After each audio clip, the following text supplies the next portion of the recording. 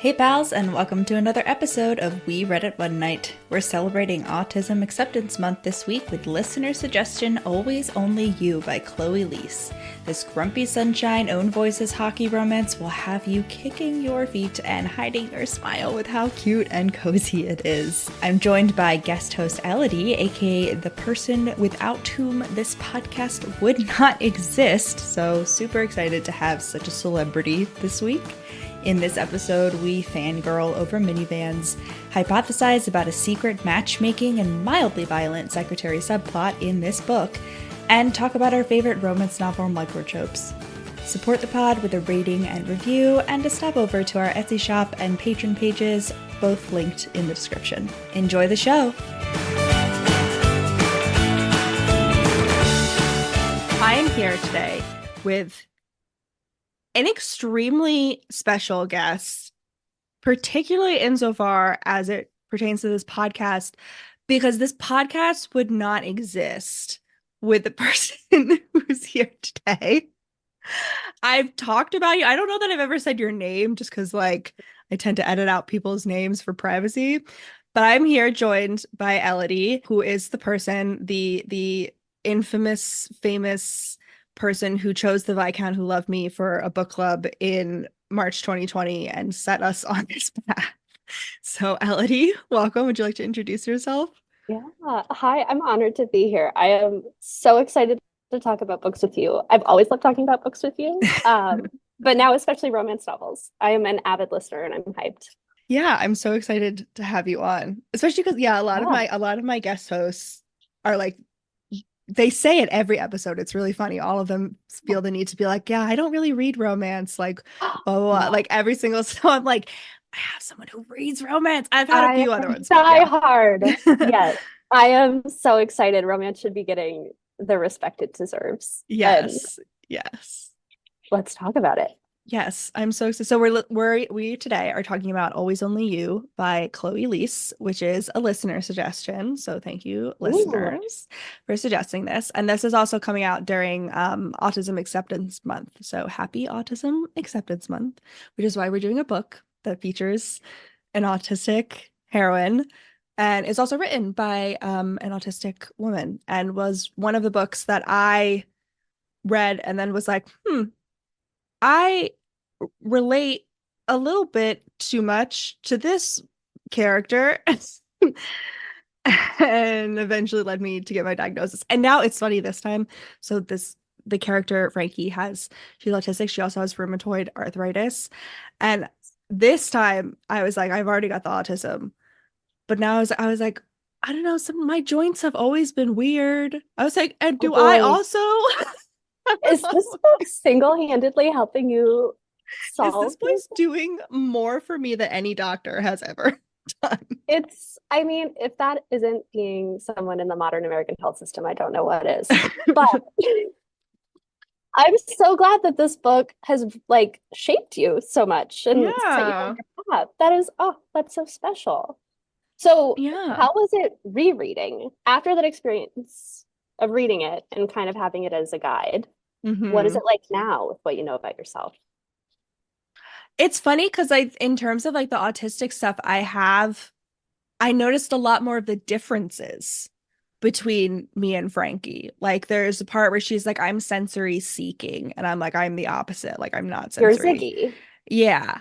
I think it's because before I was like, oh, I didn't really know any of that stuff about myself. And so I was just you always kind of look for the similarities between yourself and characters, just in general, regardless. Yes.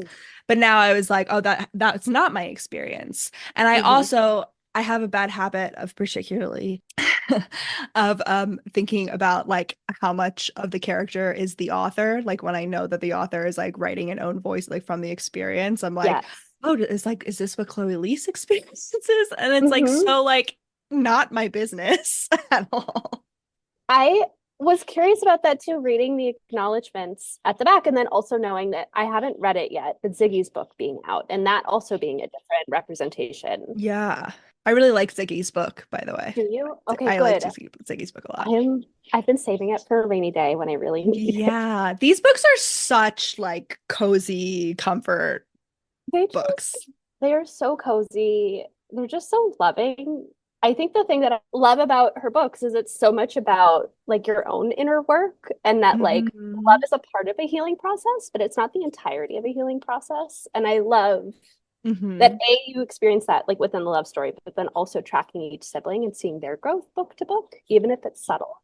I just think that's beautiful. And this book really sets up a lot of like all the other siblings' stories, like all of them. Which is both my love and issue with this book. That Interesting. like I, upon rereading it, realized how little we know about Ren. Like we are given so little about what makes him tick. We have nods Hmm. to what happened in his past, but we don't have Hmm. a lot of experience with it. And we don't get his sibling dynamics the way that we do in the other books. And I don't want to like reference the Hmm. other books because listeners may No, not no, know no, them, no, yeah. but I feel like sometimes I walked away knowing more about Ziggy or Axel or even like Freya and Aiden than I did about Ren. Yeah, no, I get that. And I wonder how much of that is just like she's like, I got like what is it, 7 books? Like, Yes, yeah. exactly.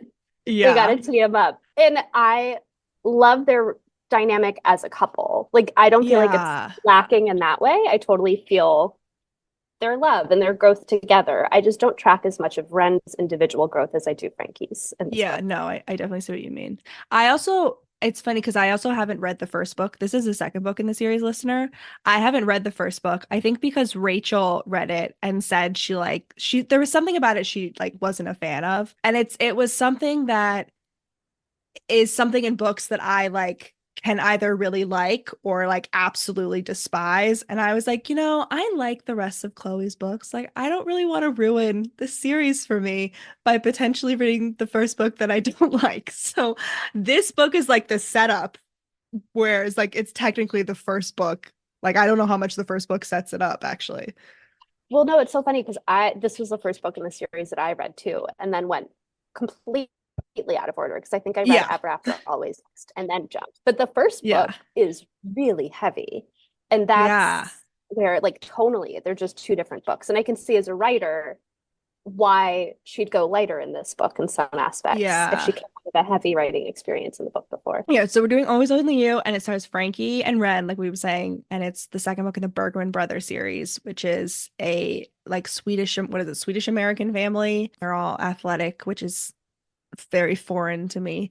Uh, Big same. Yep. yeah, and it's also a hockey romance, and hockey romances are my sports romance weakness because they're the only sports romance, like they're the only like sport where I'm like, oh, like I can actually like get behind it. I'm like, oh, this would actually be entertaining to watch. Like, oh, I could be with a professional hockey player, like blah blah blah blah blah. Ooh. But then I also remember that like hockey has one of the highest percentages of TBIs. Like, so like Yeah. Ren's like the sunshine character now, but like he gets a concussion in the book and mentions getting concussions in the past. And I'm like, okay, so like when Ren is 50, he's gonna have a lot of issues because of Yes. all these traumatic brain injuries. And I felt so Yes. horrible thinking about it, but I'm like, we just really never acknowledge this. No. And like, I mean, it's and the repeated headaches, and we'll get throwaway lines where it's like, oh, I have the heated bed pad because my muscles hurt after practice. Like, we'll have references to athletes being in pain, but not the long-term effects that I feel like we should maybe be getting reference to about like what life is like after pro sports. I guess he's young in his Yeah. career, but like, Yeah. No, but it's still, yeah, because in the book, he's like, I've recently started getting regular bad headaches. I'm like, oh, yes, sir, I think it may be time for retirement before it's too late. yes, this is like a dun dun dun thing. That's not a happily ever after. Yeah, that's why Mm-mm. like Taylor Swift is with Travis Kelce, who is like a big sportsman, football player guy. And everyone's like, oh, they're so cute together. He's so nice. And I just like can't help. I'm just like, part of me is like, is Taylor Swift going to be the one to find the cure for like this disease that is like football players because she's so rich and her husband's going to get it? So that's part one, but I actually have a related theory. So I grew up in Wisconsin, so Packers fan. There's nothing else to do in Wisconsin but watch football. And I have a theory that Taylor Swift dating Travis Kelce being in the limelight as the effects of TBI start to come out, you're going to have a whole slew of people who are watching these people and seeing the effects, and they're going to stop putting their children in football. And I think we're going to see like the slow drying up of the football professional pipeline. It would be and wonderful. It's going to go to a different sport. It would be great. Yeah. Look, soccer also has its issues. I think there's some stuff going on where like they're trying to regulate headers or something. I don't watch soccer. That like I don't kids can't do headers. Yeah, I think for the same reason. And so I wonder if we're just going to start, like, if there's going to be renewed pressure or attention on it because of Taylor Swift dating like a pro football player. Yeah, I'm really hopeful. I think so. Because there already is that movement. Like I think I read some article that like school football is like really big in like Texas, right? And how like a lot of Texas schools are doing like, tag only football, but like they're only doing it until like 12. And then they're like, yeah, after 12, it's totally fine for these children with developing brains to get a shit ton of injuries. Look, so at my I went to like a small high school, and the highlight of our year over year was homecoming week, where we did powder puff football. And so the grades played against each other, and every year a girl would tear her ACL and someone would like end up with a concussion, to the point where the other coaches like of all the sports were like, my people aren't allowed to play anymore. My God. Because of that. Like, because it was only like flag football, and people were getting brutalized. Like, that's insane. And those are, I mean, like 14 to 18-year-olds. We're big enough. Like, we're not big enough, but we're big. But like a little 12-year-old taking a full body hit. Yeah. So the whole time I like hockey romance, and it like, but I have to be very delusional about it. Cause like I can't, the intrusive, like this man is going to have early onset dementia and also like violence problems in 20 years. Like, well, okay. So, however, so now let's play the game of should it have been in the book? Because I think there are two arguments that there should have been nods. One, Ren's dad is a doctor, and there could have been like some like whatever. And then two, like as Frankie is sharing about herself and her own fears and insecurities of what the future is going to look like for herself. He could also be sharing his insecurities about what's going to happen to him post-retirement and like with his own body. Yeah. And that like sharing of intimacy and like sharing of what a future actually looks like for them in like a concrete way. I think that would have been really interesting, and it would have added some depth to Ren's character that we didn't necessarily get, because he's at like the top of his game right now. So he's like not really considering at all, which makes sense, like that a person would have that mindset.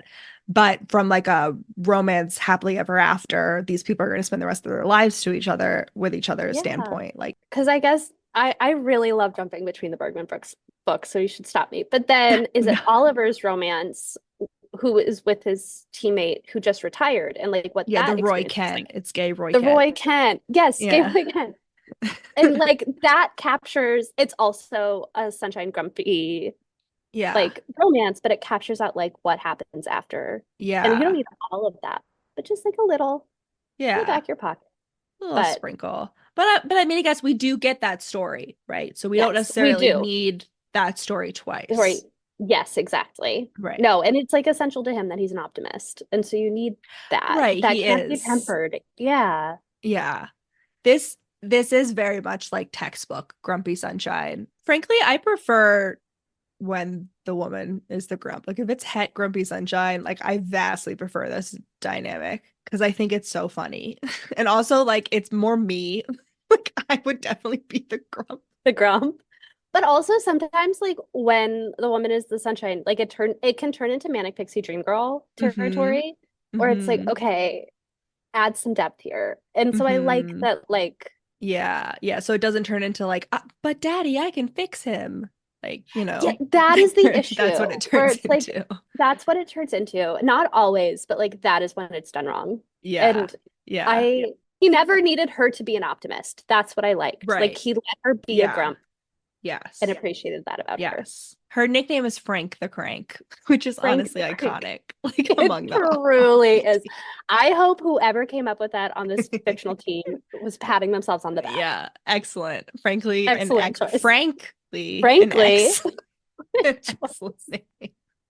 Yeah, so Ren is I don't think we mentioned. So obviously Ren is the hockey player, and then Frankie is the social media manager for the team, which I guess is a high-paying job. I don't know. That in the back of my mind, I was thinking, like, how does she live alone on the beach in LA? Like, she doesn't own. So at first I thought she owned her house, and I was like very skeptical, but then we get that she does rent it.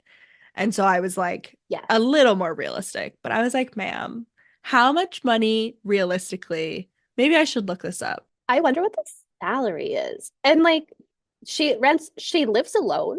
And I guess, and she's only 25. She's 26. She's like 3 years into her career, 4 years into her career. Yes. And she has, and I mean, not to be, but like she does have disabilities. So she has like a yoga instructor that's coming to her house. And like, I doubt insurance is paying for that, like. I will also say the last thing is that she's like, I'm going to quit my job and take a few months before I go to law school because I have a nest egg saved up. So not only that, but she has like enough of a nest egg to pay rent. It's bonkers to me. Maybe she inherited just like a shit ton of money because her dad died when she was 12. Her dad died. So maybe she just like got a shit ton of money. I think it's implied that they don't come from money. It's implied that they I thought all she was live. like It's like very an middle intergenerational class apartment in Queens. Yeah. Her dad was a firefighter. A sports social media manager, the top earner is 95,000. The average is 64. Oof. So, and like 95,000 in LA? It's not gonna get you that far. No. Not on the beach. Not on the beach. She's not getting a beach bungalow with a $95,000 salary. With a dog that eats fresh food only. Oh, right. She makes all of her dog's meals, which I was like, I feel like I know I should, that's probably what I should be doing for my cats, but like, can't do that. I know. We're in like figuring out what breed of dog we're gonna get mode. And that's like part of it is like, how much food is it gonna eat? Like, I grew up with massive dogs. They eat a lot of food. They eat a lot. But this reminds me that it is absolutely, if we're going to go with things that are totally out of the realm of possibility here, why does she have a Malamute Husky mix in LA where it is? Yeah, I try not to think of that. It always makes me sad. And who's constantly on the beach?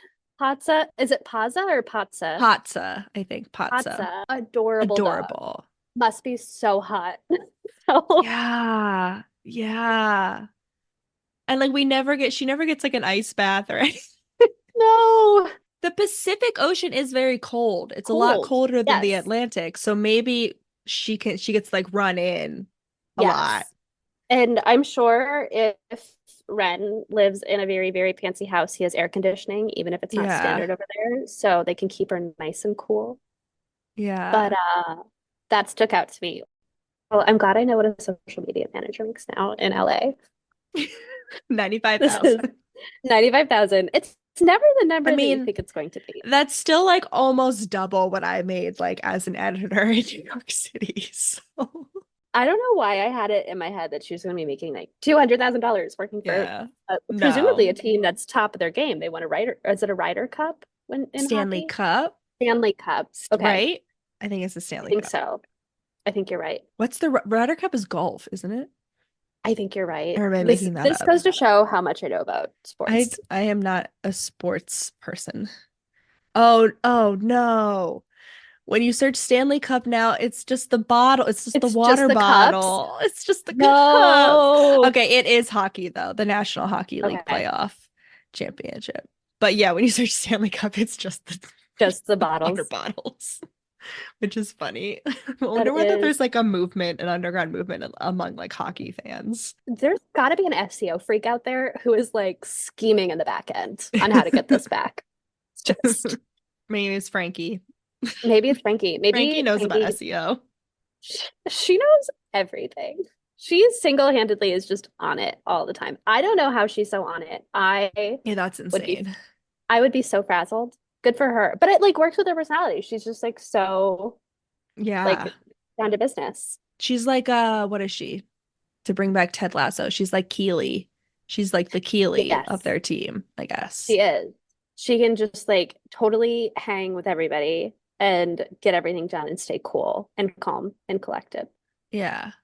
Wait, so that makes me think now that I think that she's Keely, because she also organizes them to like do like charitable outreach and like photo ops. Yes. So I feel like she's more than just social media. Like she's definitely like a probably a PR like exec. I mean, she's still You know, very young to be a PR exec, yeah. but like They reference having other people on the PR team, so she must be like either managing people or like at a yeah. high level where she's doing both if she's in, Yeah. yeah. And like, is she managing the individual PR for the players as well as the team? And like, does that change it? Like, increase Yeah. Well, scope? she does we get an indication that she does give them like instruction like training, like media Yes. training on like how to act on social media. I don't know if Yeah. I don't think it's like one by one, but like yeah. She's coaching them through it. Yeah. Frankie is a badass. Is, Frankie, I would like you to coach me. That'd be great. yes, I'd like to know. please. Teach me your secrets. I just realized Frankie's younger than me. I just realized I'm now the age where I'm like starting to be older.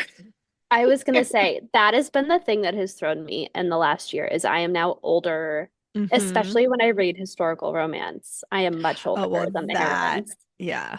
and That that was throws me. always, I was like, I'm just gonna assume that's the Just complete, they're pretend that they're all aliens. 28. Yes, Yeah, they're exactly. not. You're 19. No, you're 28 now. What are you talking about? No, Yeah, you have fully developed your brain and you're of the age of consent and you have options. yes. Go. Yes. Weird, because I'm like, you're like finding this person you're gonna commit to, like you're committing to this person for the rest of I was like, I cannot imagine that. Neither of them have really, actually, though, aside from Axel and Freya, like that is the thing for all of the Bergman siblings. Like they all find their significant other really young, Fairly young. fairly young, under Yeah. 25, which is, it's interesting that like, Interesting. because the first book almost is YA and that like they're in college. Yeah. Oh, I think that was also part of the reason that I started with this book first, because I was like, I Mhm. don't really want like a new adult. Mm-mm. Yeah, new adult. There we go. Yeah.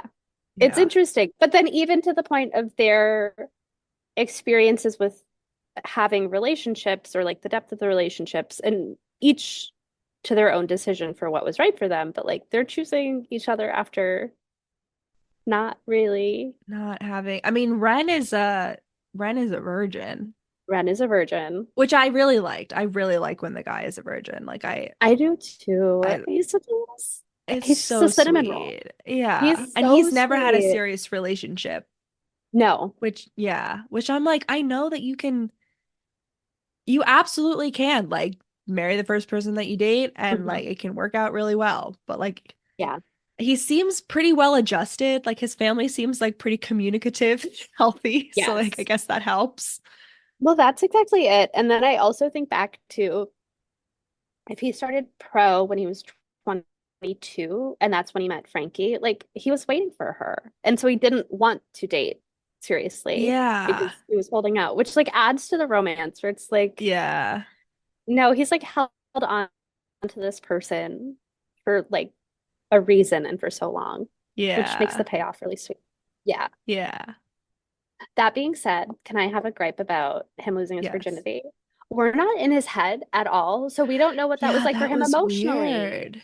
I wanted Yeah. like the what was that like for we knew what it was like for Frankie to like be entrusted with that, but we didn't know what it was like for Ren to Yeah. share that experience with her. Yeah. When there's those kind of scenes, I like when it's split over two Mhm. chapters, when it's a book like this that's structured of like Yes. each chapter is one POV. I like when the scene is split between two, like we start out in one and then like we'll Mhm. end in the other ones, particularly I when it's a agree. scenario of one of them has far less sexual experience than the other Yeah. one. Well, and it's part of like Ren's emotional journey through the book too Yeah. is like realizing this piece of himself. Like missing that, I think, was a miss for me. I want more. Yeah. Give me all of his Yeah. emotions, please. Yeah, Please.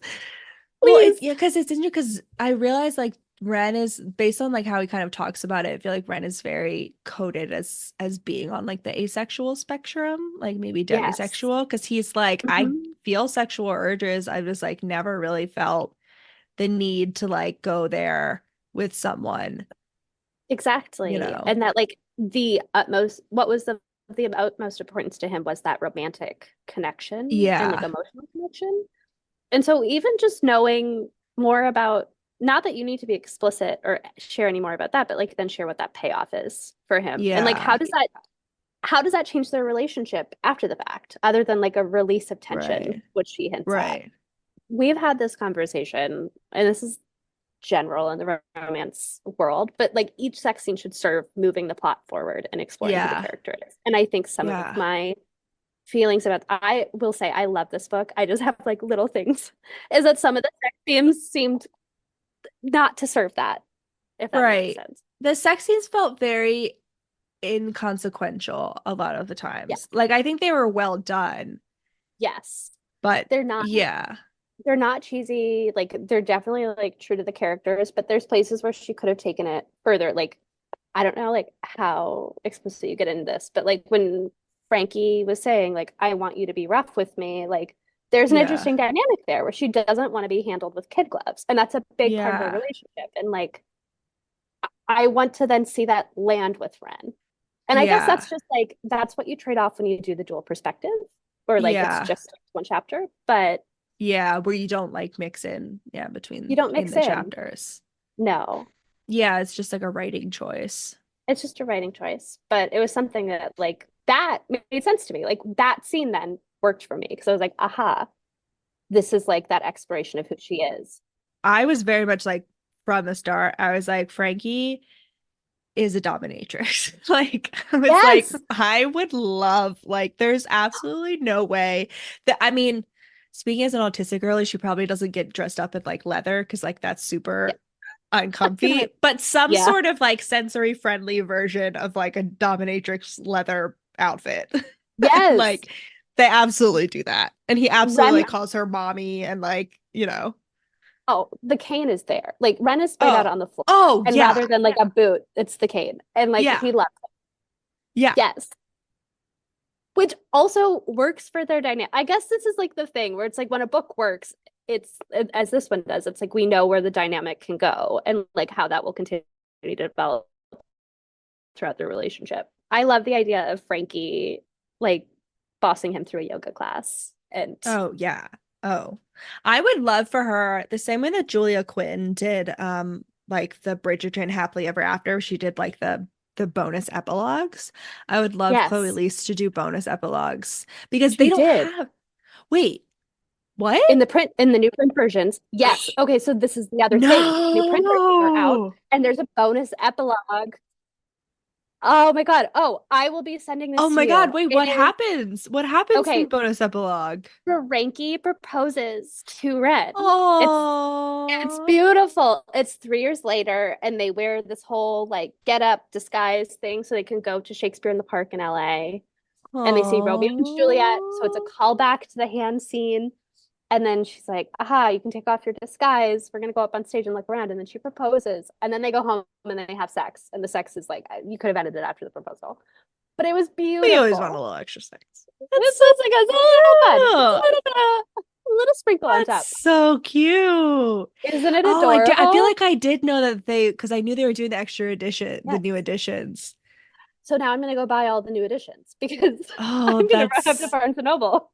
amazing. I may go I to Barnes and know. Noble and just like sit and read the And read epilogues them. and not Yes, feel like I do it. can't afford. I'm too poor. I'm sorry. But I will support the book on the podcast. Yes. Well, because she added a author's note to the beginning about her experience with authenticity writers and changes because of J.K. Rowling. And there were a few line changes. We need to talk about So that. I wanted Yes. to ask you about that. Yeah. Yes. There's a whole note about that. and then the epilogue at the end, which is beautiful. And otherwise, there weren't Yeah. too many changes. So Yeah. So listener, what happened, I don't know if you guys know, like these books were originally self-published. And then as has been the trend of late, publishing companies see really popular self-published authors and they're like, can we acquire your rights for lots and lots of money? And self-published authors say, yes, I would like lots and lots of money. And I don't have to do any additional work, basically. So like, sure, take my book and slap a new cover on it. yep. And so Chloe Liese is republishing. What is it with Berkeley? I think Berkeley is doing these books. Yes, Berkeley's doing these books. Berkeley, yeah. Mm-hmm. So Yes. And I'm glad that she is getting the reach that she deserves because yes, for the longest time I've been like, why is no one shouting about her? She's wonderful. And to your point, she's yeah, just so warm and cozy and does so many yeah, different experiences and perspectives. yeah. You know the characters deeply by the end. So I'm very glad she's republishing. And Yes, I'm it's very interesting to excited for see. her to get oodles and oodles of cash. Oodles of cash. I hope this takes off with the hockey romance trend. Hopefully, although they're kind of that fandom is Is it weird? kind I don't, of. are they the ones that got like sued on TikTok or got in trouble on TikTok for I don't know whether harassing they got players? sued. Right, they were harassing. Yeah, there was like this one person, this one creator on TikTok in particular, who was being like really weird, and then like the wife of one of the players was like, "Hey, can this is making me like uncomfortable. Can you guys like lay off a little bit?" And she like quote unquote called the wife out, but everyone was like, "No, you're wrong. Like this is Yeah, weird that you're doing this." Yeah. Yes, that was you're taking it to a weird place. Yeah. the hockey on TikTok. Okay. I don't know how they Okay. are elsewhere. I don't want to make generalizations, but like there was a very loud sect of hockey TikTok, hockey romance TikTok that was being very weird.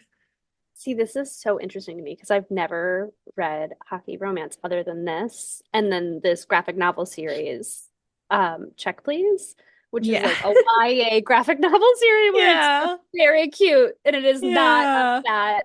it is not that target audience. So we have not engaged. Yeah. Yeah. Okay. Okay. So let's talk about listener. We're going all over the place. Let's talk about the Harry Potter stuff, the J.K. Rowling stuff. Yes. So Harry Potter is a huge part of this book, a huge part of Frankie's character. Like that's one Mhm. of Harry Potter's one of her special interests. She's has a cane that she named the Elder One. She does spells very on multiple times throughout this book, which I was Mhm. felt even just like apart from the fact that it's Harry Potter, I was like, okay. Um she wears like Harry Potter underwear. She quotes it. They do like their houses, all of that. And we do Mhm. get the audiobook. I wanted to know how much changed between. So the audiobook edition I was listening to, as I'm pretty sure the original. I don't know whether they redid the audiobooks for the Okay. re-release or whether they just did. I couldn't find like a Berkeley audiobook. So I think the audiobooks Yeah. are the only ones that exist or the original ones. And so there is like a throwaway line at the beginning when they're like, J.K. Rowling is like the author was being stupid on Twitter, blah, blah, blah, blah, blah, blah. But other than Yes. that, Harry Potter That is is in like this. big part. And I didn't know how much she cut out or like, She kept it. From what I can tell, she kept okay. it all. She might have trimmed some of it out. Let me even Uh-huh. look at the story also touches on lastly, the story includes a number of references to the wizarding world that was once beloved by many, but is now sullied by its creator's capacity for harm against the trans community. That harm is vehemently condemned by me and in this narrative. And since this story's original publication date in 2020, I no longer use any wizarding world references in any of my books. I With that being said, I'm really surprised she didn't edit it to a different fandom. Yes. I was surprised too. And I initially the fact I think so it was really interesting. I read this book and I remember the first time I read this book, I wasn't a big fan of it. Actually, and I think it Ooh, was because of the Harry Potter and because I was in a place where like anytime that was mentioned and like listener, I want to say like I am an autistic millennial woman who had a hyperfixation on the Harry Potter fandom. Like I have won cash prizes for like Harry Potter trivia tournaments. Like I made my family Oh, Weasley sweater, like hand knit. I gave myself carpal tunnel hands knitting my family Weasley sweaters. Like I was in it. I am yeah. Frankie in this respect. So I don't say this as someone who doesn't understand like how special Harry Potter is for a lot of people. But the first time that I read this, I think I didn't like it because of how the Harry Potter references and because I was reading it in like 2021, I think. I was Mhm. like already at a point where I was like, why are people including Harry Potter? Yeah. I did, when I was rereading this, I did like go into the timeline because I was like, I know Chloe Liese, like both in her books and like on social media and everything to be someone who is like a good ally. Like, and I think Mhm. she may be a queer woman herself, but I could be wrong. So I was like, it's weird that she would include this. So I did, the timeline does like J.K. Rowling started going absolutely bananas in July 2020, which was when this book was first published. Like this book was published like Oh, maybe a few weeks after when she like really went like she'd been like J.K. Rowling had been like sprinkling some transphobia like in the years prior, but like it really became like a well-known global thing in July yes. 2020. So I was like, I can give some leeway for the like initial publication, which is why I was curious as to whether any of it had changed in the repub. Yes. No. I guess to this point of should it have been taken out or should she be more vehement in her denial of it? Like I think it needs more than a throwaway line if you're Yeah. going to include it. Like Yeah. have more of a conversation around it of like, I- this means something to me for XYZ reason, but Yeah. this thing sullied it and is like making it hard for me. Yeah. Something. And I was paying attention and I was like, I wouldn't say it would be easy to edit it to be a different fandom, but it would certainly be possible. And it wouldn't be that Yes. like I was thinking, I was like, you could even make it like I was like, even Lord of the Rings, like whatever That's what I was the thinking. sword is, could be what her Yes, cane is called. And like exactly. she shouts famous quotes like you shall Yes. not pass instead of whatever like spells she does. I was like it would have been possible. I understand the decision not to do it because it's not just like one line here or there. It's so funny because that's where my brain went to was Lord of the Rings. And you keep her connection to like fantasy as a genre To nerd culture, like to nerd culture. Exactly. Like this fandom where she can then connect with Ren over being nerds. It is like, and that is like, I was curious with the republish, if that, mhm. where the pressure is or like where the decision is made, just because I'm not as familiar with publishing. I mean it absolutely would have been possible. And I'm sure that they had this book at the very least would have gone through a second copy edit when it was traditionally published. The editor absolutely like I absolutely because it's such a big part, there's absolutely an argument for it and Mhm. against it. And we Yeah. have talked at length, like when we've talked about the wallflowers on this podcast, listener, Oh God. how mad we get, how pissed off we get When they edit things out, when they yes. edit things out. But I do think that there is a difference between like how much do we change with the Yeah. times. And I don't know, in this case, my opinion is that like because it was happening at the same time and because it was really just a matter of like bad timing when this book first came out, that this was included. I feel like it could have, but I also see the argument for like this is what it is. We're going to acknowledge it and then we're going to do Mhm. better in the future. I don't know. Yeah. No, I think that's a great point of like the timing of it all. Just and then like also are there like readers out there who have a different experience of it and are like trying to figure that out for themselves on Right. what do they do with that work? But this would be my final argument is Frankie is someone who thinks critically about the world around her and like Uh-huh.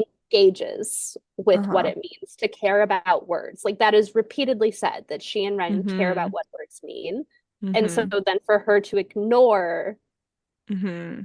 the context of it all doesn't Mm-hmm. align with that characterization. Mm-hmm. I think it's interesting because like just from if Frankie is a real person, like I think that I don't think there's anything wrong with still enjoying the Harry Potter series and still enjoying that like privately and like with your friends. I think that, it gets tricky once you like are seen to kind of endorse it or like spread its reach publicly. Yes. So like as a person, Frankie doing this all pretty much privately, but then she's not a real person, right? Like it's a book. Yes, there are levels to it. Yeah. Levels and levels and levels. Levels and levels and levels. Can I take this into like a weird tangent now? Yes, absolutely. And I texted you about this, but they make some like blatant literary reference mistakes and they drive me bonkers. You can't list all of the King Shakespeare's and miss Henry VI. There are 3 Henry VIs, and the Sense and Sensibility plot is wrong. That's Pride and Prejudice. So yeah. Sorry, Chloe does make a lot. She juggles a lot, and some of the balls fall. Most of the time, she's got it, but she does. She's got the spirit. But Ren is like, oh my god, it's oh my god, you know all of them. Yes. It is funny though because her next series is Shakespeare retellings. I didn't find them as like warm and cozy as I did. Okay, so then I'm not. Brothers. Yes, I was looking for warm, cozy, learning to love yourself through this book kind of experience. You do. There was like somehow, and I don't know how much of this was colored by my just like knowledge of publishing, but it felt very clear to me. One of them, Chloe, was in control of the whole series. Like there's a certain softness to a lot of self-published books that I don't think traditional publishing has been able to replicate because they tend to like I guess like the commercial nature of it and like the capitalistic nature of it just ends like there's just the Bergman brothers just felt more cozy. It felt a little bit more like fan fiction, but not like it didn't read like fan fiction, but sort of that feeling that fan fiction gives you of just like you're just like here's a person that just like loves this world and wants to tell you this story about this world. And that's what self-publishing often captures better, whereas traditional publishing is like because it has so much more influence of someone who's trying to make a profit. Like self-published people are obviously trying to make a profit. They're trying to make money off their work as they should. But they're kind of the only one involved in that wants to make a profit. Like even if they have an editor, that person's being paid like regardless of whether this book makes money. But traditional publishing is all like everyone is affected by whether the book makes a profit. And I feel like that adds like not a sterile nature. I feel like it sounds like I'm like being really harsh on traditional publishing, but it just feels like there's like a difference.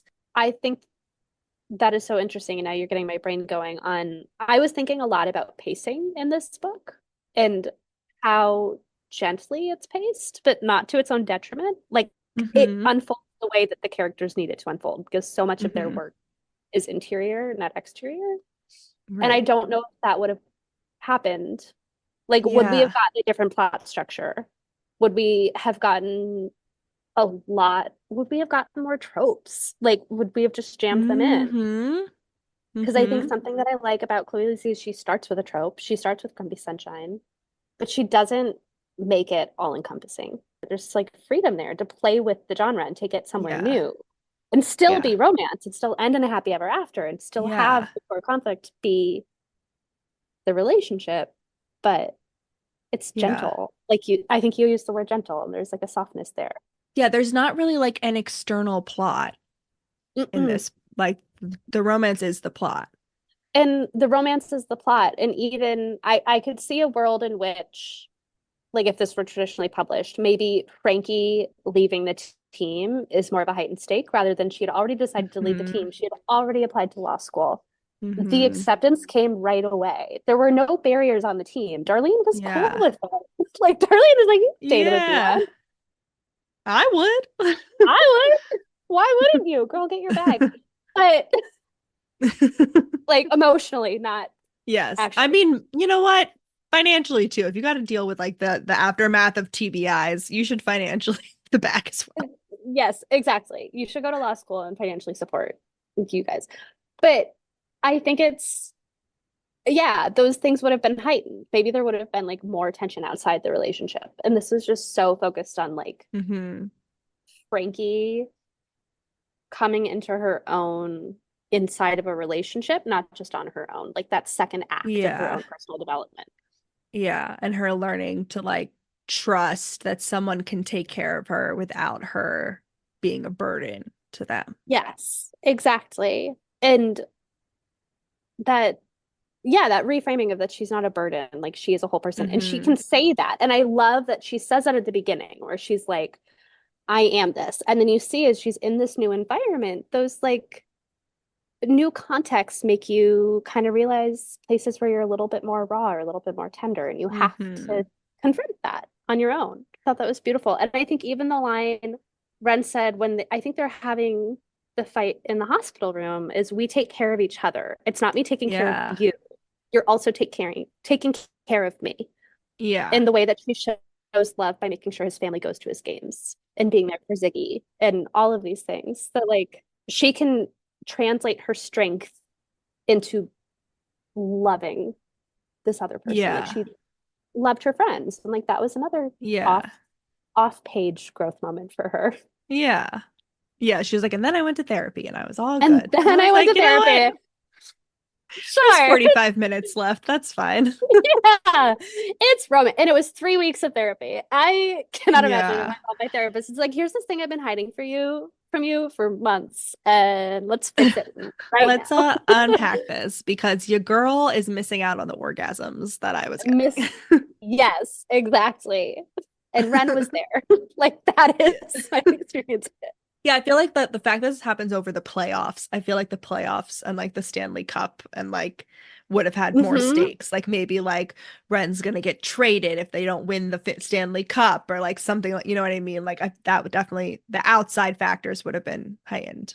Or even Maddox. Like Maddox was like such a jerkwad at the beginning, and then he just kind of went away. Yeah, I kept expecting, I swear to God, when I first read this book, that there was a scene near the end where he did something. Maddox is one of the team members, one of the hockey team members, and he's like the classic like douchebag, sexist, like workplace sexual harassment guy.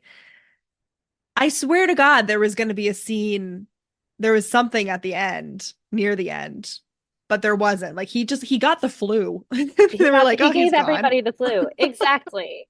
And there was like a line where it's like, oh, he's just gonna get traded anyways. And I'm like, but like, what if Maddox was the one leaking the photos of them to the press? It's just things like that. Yeah. I don't know. Like, I don't think it was necessarily like, I think there's an argument to be made for both angles. Yes. And it's just like a different way. They're just it's a different story. Totally. Looping it back to do we need more of the Bergman family in this book to understand where Ren comes from, being a bit of a black sheep? I wanted a little bit more. I keep saying like, I want to know what Ren feels, but I do, about like his family not coming to the games, and like, how does he actually feel about that? It made me so sad, and it made Frankie really sad. And I want to know, how did that impact Ren? What did it feel like for him to see his parents in the stand? Yeah, we didn't get that at all. We didn't even get her bringing them to the game. Like she's like, I'm going to bring them to the game. And then like we cut to like after the game where he's like, thanks for bringing my parents to the game. Yes. And then he explicitly says, I'm done talking about my sister. Let's have sex now. And I'm like, no, but and I want to hear your parents. I mean, fair enough. She is naked in a bathtub. Like, let's be honest. We'd all have the same reaction. Like, I get it, but... Is there anything that stood out to you that you either really loved or didn't resonate with you? A much less serious note. I'm obsessed with the fact that Ren has a minivan, and I really appreciated the minivan like love that this book gave, because I love minivans and I think that they're so underappreciated and people dunk on them, but I'm like, they're ideal. They're so handy. Also, you can get like the movie screens in the back, which we love. I don't know, maybe that's like a leftover thing from the 2000s. I guess we have our phones now, but there's still the height of luxury to me. Our minivan growing up, we had to buy like separate TV things that strapped Yes. to the back of We the front had that seats too. to and then like plugged into like Plugged the in. cigarette lighter, like whatever port. Yep. Yeah. We did that too. I watched Shark Tales a lot and Princess Diaries too.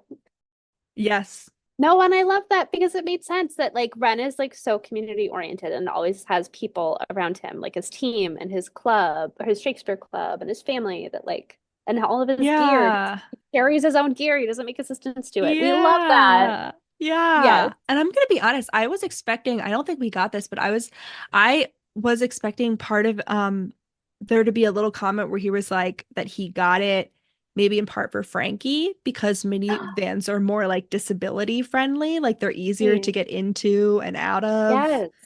I mean, it wasn't, but I was like, was that in the back of your mind, I Soren wonder. Bergman? Well, because he's like obviously thinking too about like, because they have the thing about thinking about children in the back seat and Yeah. like just making it easy for her to like get kids in and out of too, rather than like a bench seat. Yeah. I love them. They're so Yeah. soft. They're so They're soft. just They're so such a soft and soft cuddly. couple. They're such a soft couple.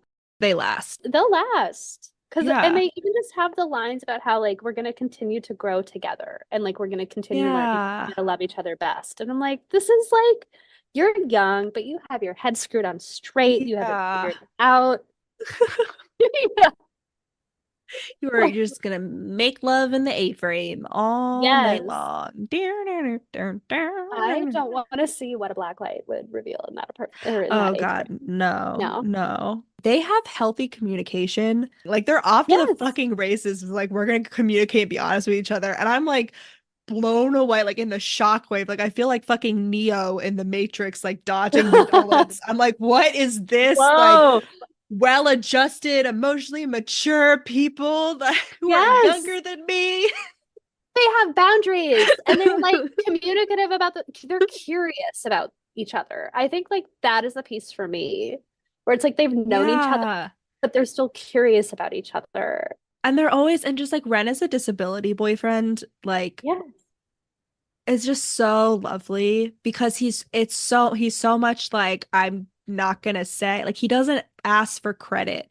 So like listen to the first, like near the beginning, the first time they sort of like hang out, Frankie's high on weed and like he comes over to get her a new shirt because Max, the like workplace sexual harassment man, got like beer all over her shirt or whatever. And Ren brings over a new shirt that has like magnetic buttons because he's like, they're easier for you because so like you don't have to like button. And like he did that like without even like he doesn't even know. I don't think he even knows she has rheumatoid arthritis at this point. Like he knows she has the disability. I think he knows about the rheumatoid arthritis Okay. because there's a line later in the book where he's like, when I found out about RA, I did some like research. Okay. So he does know that. That he like quietly did the research again out of curiosity for like her and her experience. And was like, I thought you might like this. Not like, here's this thing that I think that is awesome for you. He's just like, what do you think? He's just like, hey, I got your shirt laundered and I also got you a new shirt. And then he lets her discover. He's like, if she wants to like say, like, I got you a new shirt. That's the only important thing. And if you want to be like, oh my God, it's like a magnetic shirt. So fucking cute. I love that. We do get times when like he definitely internally questions a lot of like he's definitely not as sure-footed as he seems from Frankie's POV. Yeah. Like there's at one point when she's like telling him something, I forget what it's near the end, she's telling him something and he thinks that she's gonna like break up with him and he like catastrophizes or whatever. I loved that moment where he was like, oh my God, are you gonna break up with me? Because it's like so human. I was like, it's me. Anytime someone's like, we need to talk. And I'm like, oh my God, what did I do? Exactly. Anytime I get a Slack, I'm like, oh my God, is this the day? Yeah.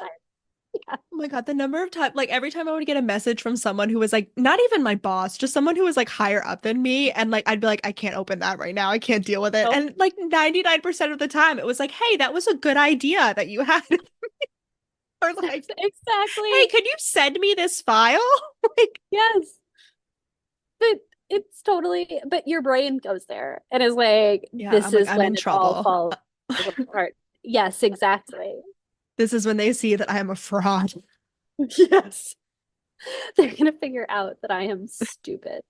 Yes. And I also like back to the him just like paying attention to her Yeah. and like doing research and like therefore knowing that like there's this one scene where he's like she like coughs or something and it's just like allergies. It's not at the end when she literally has No. pneumonia and she says it's allergies, but like Yes. in the beginning he's like oh my God, are you sick? Like your meds, they weaken your immune system. And she's like, how do you know that? And he's like, it's common knowledge. She's like, no, it isn't. It is not. He's like, Frankie, my dad's a doctor. Exactly. As if that explains. It's like, His dad's okay, an oncologist. Yeah. sure, your dad's an oncologist. Like, I was like, my mom's a physicist. I don't know how to make a fucking A-bomb. Like, it's not the one-to-one correlation, Ren. No, You but it would be an dweeb. incredible movie if you did. No. I'm Oppenheimer. Actually, You it are was based Oppenheimer. on my life story. You are God, destroyer of worlds. Like, Yeah. oh, no. And it goes that he's just like endlessly curious, does not tout it. He doesn't like come to her and be like, I did all this research about you, and like coming to her and telling her what her experience is. He just has it in his back of his mind to know. And like, I don't know whether I could be that humble. I don't know whether I like, I'm just like, I don't know whether I wouldn't be like, no, I want the acknowledgement. Well, because it's so interesting because I think there is a world where I mean, just as a human being, like, could we be humble? But also within the world of like a romance novel, if it wouldn't be written as like a showing you care thing in a different way, where it's like you have to be like verbose about it. And like that he does it so just for himself is so key to who he is. Yeah. They're both acts of service people. They're like not words of affirmation. Well, maybe Ren's a little bit words of affirmation, but like Frankie is absolutely like acts of service, and Ren does that really well. Their love languages match up perfectly. Yeah. Can I pause for 1 second? I have to pee so bad. Please. I was like, I need to do some like Kegels or whatever the fuck it is. Do some calisthenics, some pelvic floor shit. I know. I feel like I hit my mid-20s and I just started falling apart. I was like, oh fuck. Shit. The adult diapers are gonna come sooner than I expected. Yes. Oh, I was so sure of myself when I was 5 years younger, and now I've been deeply humbled by my body. Also, I can have a single beer, and that is my limit. Like anything after that, I feel gross. Yeah, no, I can't do it. I can't. No drinks. I can have like one cocktail, that's it, and I'm outie, and then it's migraine time. Yes. I will say I found a really good non-alcoholic IPA, and that has been my lifesaver. Oh, so that's nice. Listeners, Atlantic Brewing Company, their hazy tastes like a regular IPA. Their NA IPA does not taste like a real IPA. Do the hazy. Okay. Not paid for by Atlantic Brewing Company. Yeah, just really. If you guys want to sponsor us, I would not mind. Like any brand that's ever listening to this, if you guys want to sponsor us. So Frankie has to move into Ren's house at that point because her house gets broken into. So like they come home and like her front door is unlocked, and they both immediately like, her house has been broken into. Ren's like, get back in the car. We're going to go downstairs. We're going to call the police. And I cannot imagine having that level of self-assurance, because my first assumption would be, oh, I'm such a dum-dum. I forgot to lock the door. And so I walk in and probably get shot by the fucking burglar. Like, exactly. I am the same. There was one time I went to my apartment and the light was on, and I was like, I don't remember leaving this on. So I like went downstairs and made someone go in for me and look through my apartment. Like I threw someone into dangerous path because I'm like, this seems sketchy, but like I'm not going to be the one to figure it out. We're gonna bring someone new and speak. Walk in, walk in. There's a kitchen knife. It's fine. It's fine. I had a black belt in karate in the 3rd grade. I'm sure I remember some of that. Exactly. I could do no, I can't. I do yoga. Like that is the limit. That is the opposite. Oh yeah. No. Yoga with Adrian is my girl. Oh, beautiful. But yeah, no, so I literally had, okay, so I studied abroad in London, Hmm. and the like whole study abroad cohort went on like a trip to Germany for the weekend. Like that Hmm. was like the trip, the bonding trip they like arranged for us. That was like part of the cost of studying abroad. Me and my roommates, we get home and our front door is open. Like it's like a jar. And we were Oh, like, what? that's not good. And so what we think ended up happening was that like, so they had like cleaning people come in every week. Yeah. And I know how this is gonna sound that I'm like, oh my God, the cleaning people are so annoying. Well, like I'm gonna sound like so, but like genuinely, they didn't do a good job. We multiple times were like, can we just change our sheets ourselves? Like, can you just drop off? Yeah. Like, if you insist on like giving the new, like, can you just drop off the sheets and then we will do everything ourselves? Like, because they would like wake us up, whatever. And then they left our door unlocked, which they would do. They would like, and they would like bolt the Yeah. front door of the building so that they could come in easily. And I was like, I understand why you're doing this, but Mm-mm. it's like, whatever. So they left Because our it's a door public unlocked. safety. One of my roommates at the time studying abroad, he was in the Air Force and then was like also getting her degree. But because she was still in the Air Force, like she was like a, I don't know, she had like a leadership position. She wasn't just like a Yeah. grunt. She had like sensitive information. She had like a government laptop with like Oh my sensitive gosh. information on it. And she literally like we're sitting in front of like the study abroad panel trying to convince them to like give us a partial Yeah. refund and like make all these adjustments because like they fucked us over. And she sits there like she's like quiet the whole time. She's like sitting in the back and like it doesn't seem like they're listening to our very reasonable requests and like all our evidence. Yes. And she leans forward and she was like, so like to be clear, you're not gonna do blah blah blah blah. And they're like, yes. And she's like, okay, could you send that to me in writing? Because I just need to send that to like General XX of like the US Air Force. Cause like he needs to know why his like United States military information is being compromised by like Oh you my blah gosh. blah blah blah blah. Because she What a was like, mic and I drop. mean, she Yeah. literally did. She was like, I will get the US military involved Yes. if you guys don't stop fucking with us. And Good and for like they her. gave us most of the stuff and they specifically like, gave her a safe to like put Good. her laptop in. Yes. But she was just like, okay, here's what we're I gonna do. I'm gonna bring in the literal force of the United States, like Air Force She's of the like, United okay, you want to fight? Bet. States. Let's Bet go. we've got planes. Yeah. Yeah. I cannot get over how dismissive they are of people's safety. No, That is, they were like, oh, we're so sorry it won't happen again. And she was like, we were gone for a whole weekend yeah. and the door was open. There So are like this is hostels with a better problem. security. Yeah. Yeah. Oh, Yeah. that would have freaked me out. See, that would just freak me out. This is a side question. I'm now thinking of it. Did Millie, which is Ren's friend at the front desk who kept messing with Frankie's car, did she Mhm. break into Frankie's apartment to throw them together?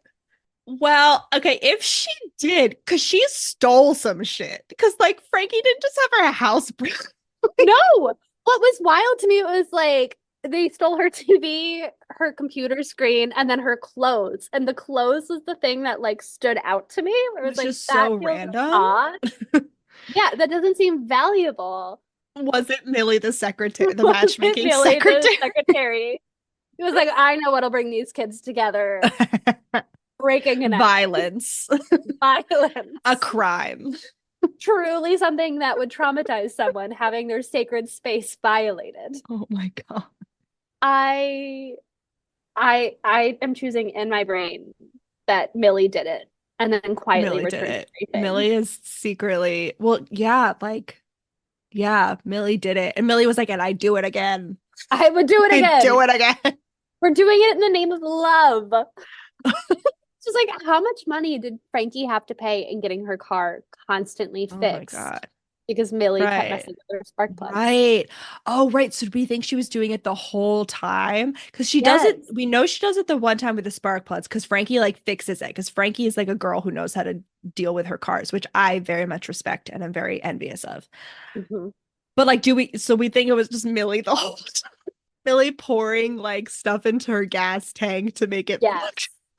I I'm choosing to believe that Millie is a chaos agent who The just really loves mastermind. love. Just has seen Ren suffer pining after this girl. And the second she saw Frankie do a double take after bumping into him, she was like, it is my time to shine. Yeah, absolutely. She's the one that planted in Frankie's mind to go to law school because like part of the reason they can't be together is because they're like coworkers and they're also like wholesome and good and like we don't Friends always like, I don't want to put you in like a position where you're uncomfortable. And like, as much as like on this podcast, we are very much like, don't ask people out when they're at work. Like, don't do like worst place to do blah, blah, blah. I was like, she's living in his house and he's like, I can't tell her how I feel until she gets out, until she like moves out again.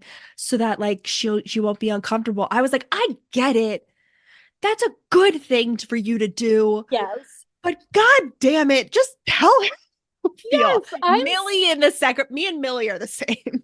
Yes, I am. Is it Oliver's the hopeless romantic who loves romance novels, or is that Vigo? I think I'm Vigo, because he hasn't had a book yet. Vigo's book isn't out yet. Yeah. Is he's the last one? He's the last one. Yes. Yeah. But he would have been like, tell him right away. Tell her right away. And that is me. I'd be like, what do you mean holding something inside of you and not saying it the instant? Excuse me. What do you mean not talking and speaking impulsively? What do you mean being respectful of her boundaries? Yeah. What do you mean understanding the different contexts of power that are at play and how she needs to have autonomy and cannot be trapped at work or at home? Yeah. That's like good for you. So now that you bring up Millie, I'm starting to really unravel, I feel like, what her whole mastermind plan is. So I think also, so she realized that they were both two like noble and like good people that weren't going to violate HR. So she starts planting the seeds for Frankie to go to law school, become a sports agent so that she leaves the team. Now she's breaking down Frankie's car to like get them together. She then breaks into Frankie's house. Finally, she's like, these two fuckers, like they need one more push.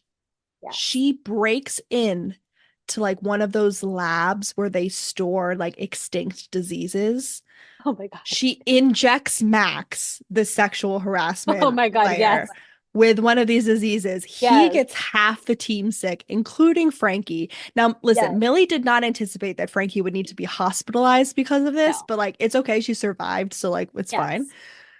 But she's like, we need a sick bed scene. She's like, I know what'll do it. A sick bed scene, always.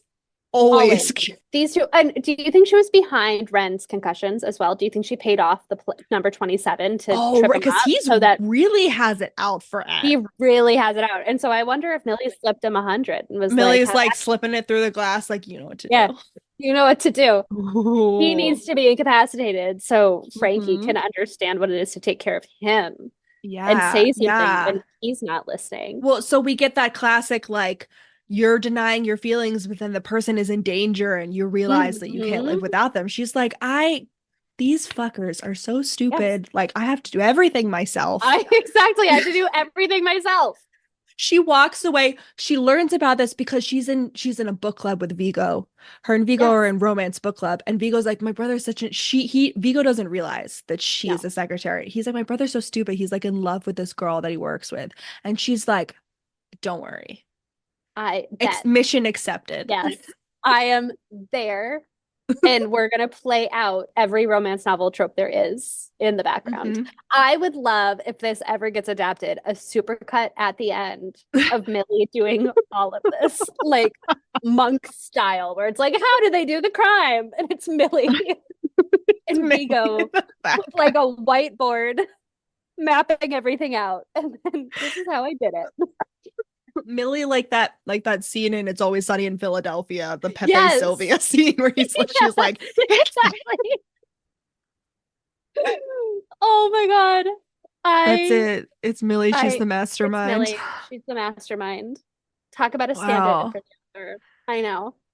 Wow. I can't believe I didn't put that together until now. Thank you so much for bringing this to my attention. I mean, and they say she's only a part-time secretary, so she has so much time. Right. What does she do?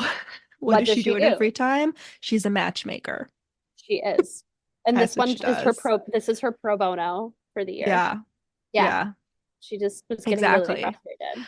And listen, that also kind of makes sense because I'm thinking, I'm like, does she have possibly like a sidekick? And I was thinking possible like possible sidekick option, Chris Harrison. But like then Chris Harrison, revealed his super racist side. So she was like, I can't work with you anymore, Yeah. Chris. Nope.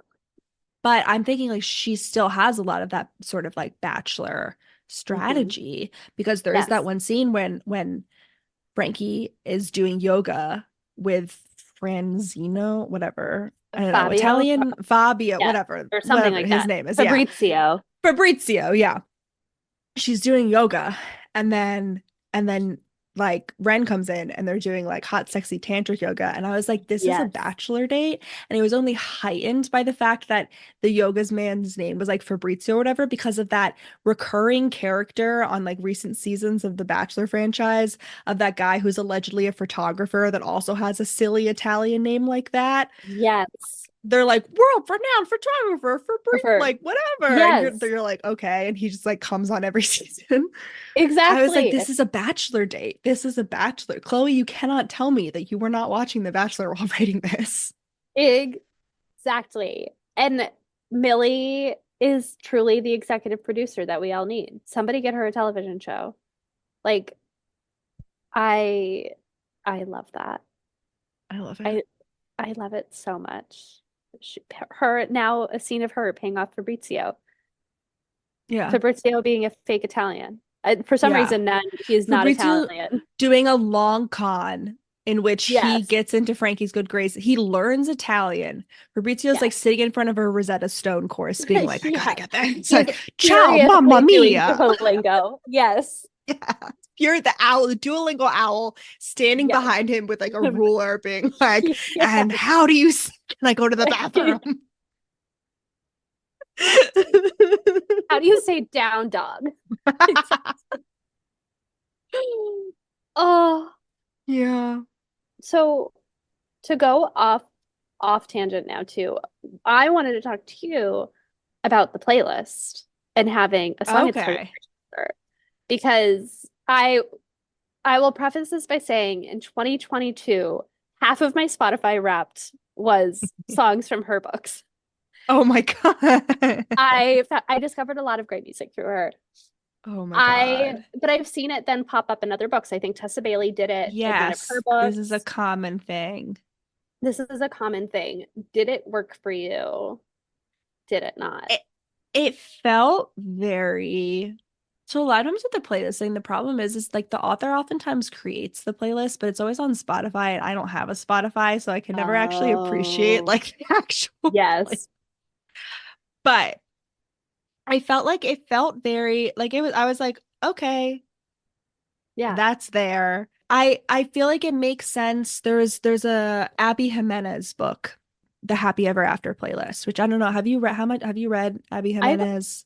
I only read I only read the one that had to do with Okay. domestic violence. I haven't read Okay. any others. I fucking love her. But her second book is called The Happy Ever After playlist and has the songs, but that's the only Oh, one of her books that like has those that's it. songs. And but it Hmm. makes sense because of the title, because the hero is like a musician, like Yes. so I feel like it works when it like makes I just it's something that I see very often in self-published. I feel like it happens more commonly in self-published books. I was gonna say there are ones I don't mind it. It doesn't take me out of it. I was thinking more of it like, is this like additive or is this just like, does it tell me something about the characters, the author, Mm-hmm. or does like enhance the reading experience or not? And Mm-hmm. the songs she chooses are so vibey, and we never know Mm-hmm. anything about the characters' like sartorial choices ever. Like in this, like we know what they Mm-hmm. like to read, but we don't know Yeah. like what does Frankie like Italian pop? Does Frankie like emo music? Like I want to know. And for me, like this book, it was just like vibey, and I didn't mind that at all. I liked it. I know, Yeah. I think it's Ever After Always, some of the songs that are happening like in the chapter, like there's a karaoke scene, and like that's the Yeah. song at the beginning. And then That like makes that has sense. like Yeah. there's more of an interplay that like is Mm-hmm. intentional. I'm surprised they kept it when they republished it. Yeah. It's interesting because I forget. I literally just finished this book and I'm already like Yeah, forgetting. Does she include the lyrics or is it just like the song name, the artist? Okay. So just the I, 'cause song I name was of the thinking artist. from like a publishing standpoint, I think the one of the reasons that this happens a lot more in self-publishing is because a lot of times authors do tend to like include a line or two of lyrics. And legally, like that's not illegal, that's not like hard copyright infringement, but it is very legally gray. And I know from like a publishing perspective, I would have authors all the time want to just like throw in song lyrics, and they're like, it's okay, I'm just quoting like 2 lines. And I'm like, yeah, but like fair use is so like song lyrics are so legally iffy. Like it's so you can make a case either way. And I'm like, unless it is like vital for you to like quote this, we do not need it. And so like I know from a publishing standpoint, it's like the default is generally like, no, like don't include these song lyrics. I think it's also one of those things where as I was thinking about it more, the music obviously means something to the author, but it doesn't necessarily mean something to the character. And that's why I'm like, I could go either way, unless it's like the Tessa Bailey book where it's like this person like chooses music for a movie. Where I'm like, was this just your writing playlist? Or was this like It was, I feel like a lot of times it is the writing playlist. And I think that probably has to do again with the self-publishing because I mean, the lines are a lot more blurred now, but self-publishing always involved much more of like a parasocial relationship with the author because like in order to promote your book as a self-published author, like you need to have that social media presence and like you need to sort of market yourself.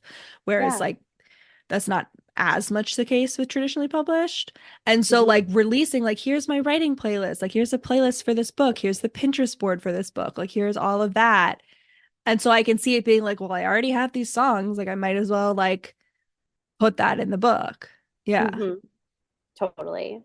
And I suppose like if you're to the point then of like she's establishing herself like within traditional publishing now, like keeping that for the fans of the book so you don't lose it as you translate them makes sense. Yeah.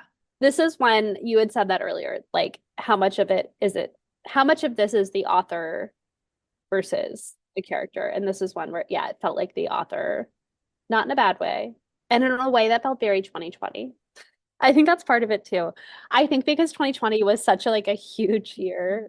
I'm definitely seeing that. Like I feel like the books being published right now, 2020 to even like, I mean, we haven't seen too much of 2024 yet, but certainly 2020 to 2023, I feel like they're going to be dated a lot quicker.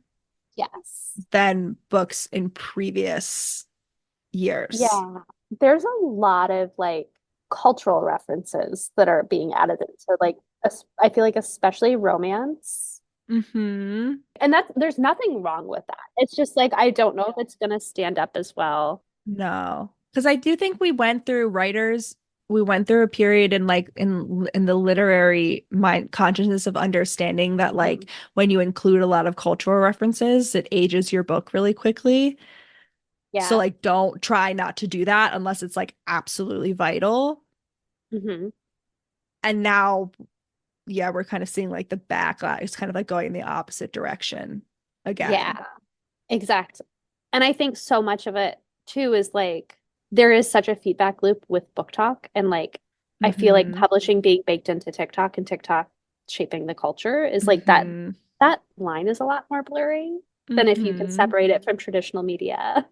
And you have to build your audiences and your audiences are going to go wild for it at the beginning. But like how much of that is sustainable? Right. Yeah, that's the thing. It's like, are you sacrificing your backlist potential for first month sales? And like for anyone interested in being an author out there working in publishing, you make most of your money from your backlist. That's where the money comes in. So you always want to be more focused on your books having a long shelf life, even if it's like a long shelf life of moderate sales is a lot better than like New York Times bestseller the first 2 weeks and then like no sales for the rest of like you always want the moderate sales. Exactly. Going TikTok viral is maybe not going to be the thing that like sets you up for long-term success. Listen, but it could. Right. It certainly has established many, many authors' careers. Yes. Absolutely. I'm not saying don't do that, but I'm saying if you got to make the choice, you always want the book that sells like 100 copies every week is going to be way better for your career and way better just financially because you'll consistently get a check. Exactly. And then you build like an engaged, it's so Yeah. much, I work in marketing. It's so much more cost effective to like retain a customer than it is to get a new one. Yes. Like I will buy anything Sarah McLean publishes. And her Yeah. stuff, I mean, I guess in her case, it's historical, but she writes in a very contemporary voice. Like it Yeah, works. Sarah McLean is very much not the traditional historical No, romance author. very much to her credit. I love it. Yeah. But I even think about so one of the first romance series that I like really fell in love with was Nora Roberts' The Bride Quartet. You've recommended that's been on my TBR for so Oh, long. I haven't read it I yet. don't Yeah. even I don't even know if it's good. But like to the point of this conversation, I think she ended it in like 2011. Maybe it was like 2007 to 2011. It's like of its time in that like early hmm Obama era recession core kind of thing. hmm But it like feels like it translates well, Yeah. except for one thing. It drives me insane. She was all in on blackberries. And by the time you get to the end of the series, Oh no. nobody used a BlackBerry anymore, but she had set that precedent. Oh no. Everyone had a Yes. BlackBerry. And everybody had a BlackBerry. So I don't know where I was going with this tangent, but basically be careful. Cultural The references. devices. Cultural references. You Especially really need, technology. Especially especially technology. technology. If this thing called the iPhone comes out just as you're publishing your book, just don't call, Just call it a say phone. cell phone. She Just say has cell a phone. phone. That's all She you has a need. phone. She has a smartphone. That's all you need. Yeah. Everybody should read the Brad Quartet series. Yeah. So, One of the things I also thought was funny, so Frankie is Italian, brought up a lot, yes. and she like at one point she's like, I thank the patron saint of sexual intimacy. Like, I don't know who that is, but like the Catholics have a patron saint for everything. So like there must be one. And I of course was like, really? And so Correct. so there is no okay. And if you're very Catholic and you're listening to this podcast, and you probably know more than me, more than I did not go past like the second page of Google search results. So like I did not look too in depth at this. But there is no patron saint of sexual intimacy, and there's not even a patron saint of sex insofar as like sex, like positive feelings about sex. Yeah. There's a lot of patron saints about like not being lustful and like patron saints of like reformed sex workers. And you could argue that Mary Magdalene is the patron saint of sex because she is a former sex worker, but it's Yeah. still within the context of like resisting sexual desire. So there's not. See, okay, so I am not religious, but I worked part-time in a church bookstore in college. It was like an Yes, we unofficial did. work study. We both went to Catholic We both went to university. Catholic Neither of us are university. Catholic, but No, I am very proudly a lapsed Catholic, but people would come in and be like, "Do you have a patron saint for illness?" And we would all have to be like, "You need to be more specific, like what kind of illness?" And it was a right. running bit that like you have to drill down. So I would like to challenge the readers. Is there a patron saint of like sexual organs? Like that would Is be there a patron saint your of like clitorises? like Uh, clitorises, like vaginas. okay. I don't know, like because the Catholic leave it to the Catholics to make it about like reproduction and like populating this earth Oh, with more Catholics. always. Yeah. But like I'm sure there's some way to get around the shaming women for having bodies and urges and desires by focusing on Yeah, I feel like because there were a lot of blog posts that were like, here are the patron saints you should pray to if you're like trying to overcome porn addiction. And I was okay, that's not quite what I'm as looking we for. do. No, It's sorry. like that, not it. Close. No, Close, the but not opposite. quite. Yeah, we're looking for the inverse. But Yeah, yeah. That was just a tangent. I was like, yeah, listener, if you if you know more about Catholicism than either of us, I would love to know. I would love to know. I found that to be delightful when she's like Saint Francis of Assisi and all of his like little animals. Like I Yeah. loved that. I was like, that's so on brand. And I like the light sacrilegium. Like just I love that Italian Catholic vibe in New York Oh, City. it's Yes. so that like not so Yes. much Christian anymore. Vibe. No, that is purely Yeah. cultural. Yes. Yeah. Oh, I also love another thing, just another small thing. The fact that once Ren has been deflowered, their morning routine is, first of all, he has a heated mattress pad, which heated mattress pads are amazing. Like electric, so amazing. Like I'm a sweaty sleeper, but this was still, I was like, this is the coziest I've ever been in my entire life. I had to equate it. So I am the hottest person ever as soon as I get into bed. I am like pushing everything away. Yes. And so my equivalent would be a cooling mattress pad. I would like find that to be the most like mind-blowing experience if I woke up one morning and my boyfriend was like, surprise, our bed was cooling. That would, I mean, yes, I am a sweaty sleeper. Like the heat needs to be off. The fan is on. I only wear a t-shirt to bed. I like do not know. Like I have a cooling pillow. Yes. My year living in Germany where I did not have air conditioning and I could not control my temperature, I was the angriest, crankiest person. Oh, I sleep with my AC on year round, which I know is horrible for the environment. Oh, wow. But in New York City apartments, we can't control our heat. It's just like on or off. Yeah. When I was in Queens, I couldn't have an air conditioner unit in my window because it was to the fire escape. And so like you can't block the fire exit. So I didn't have an air conditioning unit in my room. So I just had to rely like on like a little fan like next to my bed in the summer. And I would like blast the air conditioning unit that was like in the living room with like my door open to try to like store up. But it was hard. And then I was the only room with a radiator. The main radiator was in my room. So, that's cruel. But I would turn it off. I would have to turn it off at night. And my roommate would be like in her room freezing because I'd have to like, it's horrible. That would be my worst nightmare. It was bad. But yeah, speaking of, the reason I brought up the bed is because he wakes her up. Her muscles are stiff in the morning. And this was the thing where I was like, do I have rheumatoid arthritis? Because like sometimes my hands are stiff in the morning. But he wakes her up in the morning with sex to loosen up her muscles. He turns on that little heating pad and then he like gives her an orgasm. I was like, disability king. Like acts incredible of service. Talk about using sex to like deepen your relationship and further the plot. Yes. This is what I want. I know. And then he makes her coffee and then they go on a walk on the beach. Like they are living my best life, except all of this would be taking place at like 12 p.m. Like I wouldn't be. Oh, no, right. But then the thing is like, can I go for a walk on the beach in LA at 12 p.m.? That is no, I cannot. I can sit in air conditioning. But here's what I could do is I could stay up until like 4 a.m.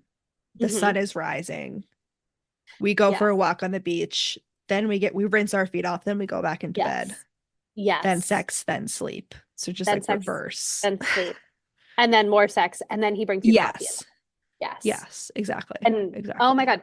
To the point of him knowing her, he also had memorized her coffee preferences. And I was like, this man is down bad and I love it. And there's nothing more romantic to me than a coffee order. Yeah. It's very cute. That's such like a little thing, like knowing how someone likes their coffee. So much intimacy in that like one little act.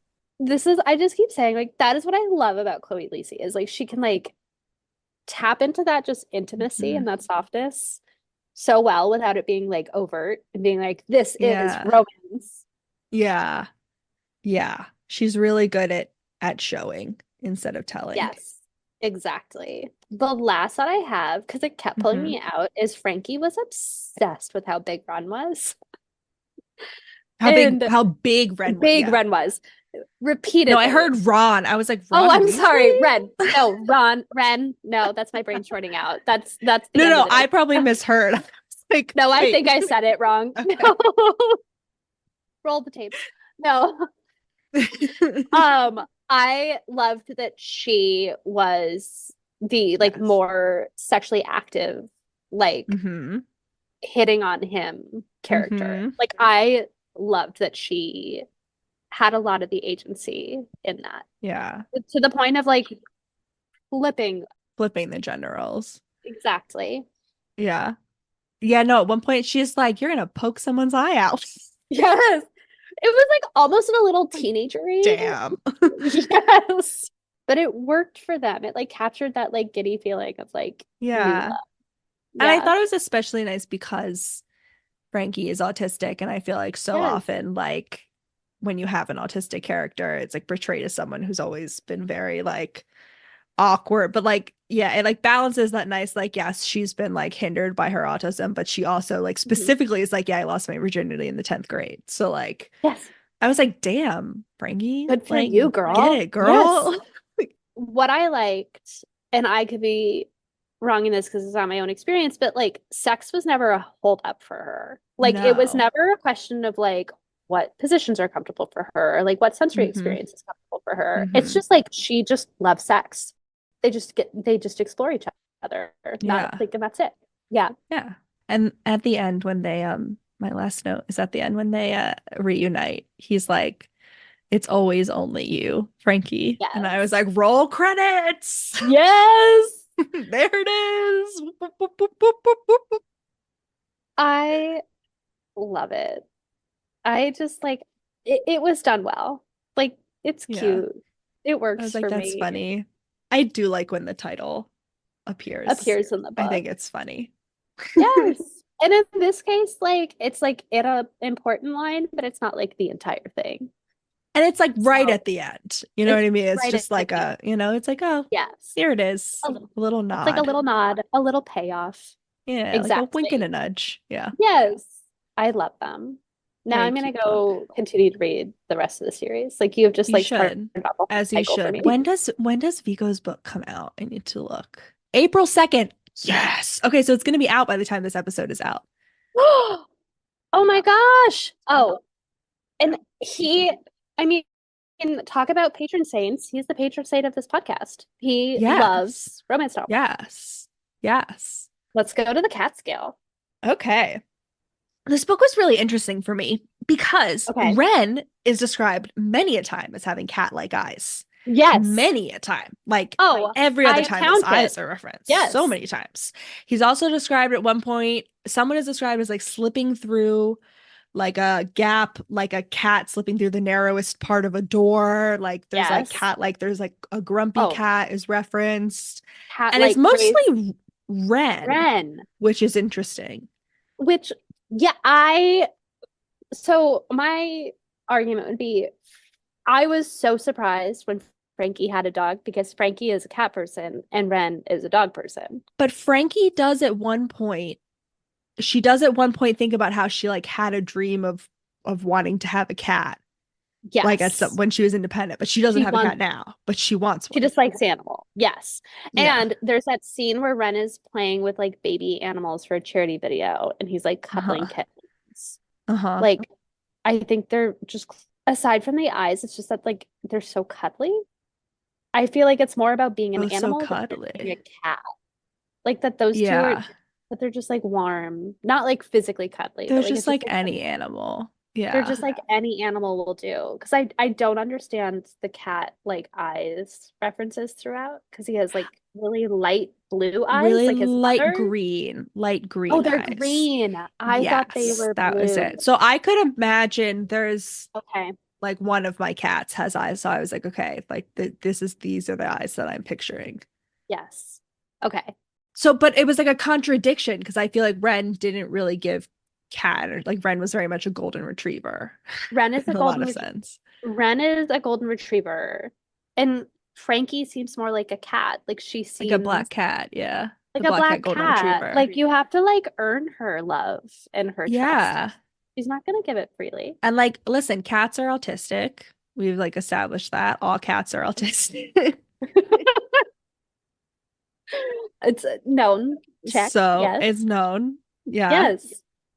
No, I had never read a book looking for cat references until we had to for this podcast. And I was like, aha, they're everywhere. They're everywhere. They are. This one had a lot more than is normal for contemporary romance. I feel like the historicals go really hard on cat references. Okay. Even Frankie's body, like the way that he talks, sorry, this is not going to like get really weird. The way that he talks about her body being like really long and lithe and like she's constantly stretching out and stuff. Like, her movements read cat-like to me as well. Yeah. I did think it was interesting that Frankie was tall. I did think that was nice. So that's like specific because of how much we get that Ren is large. Like it wasn't the like tiny tiny girl and large man. Bitty. No, Yeah. I love that.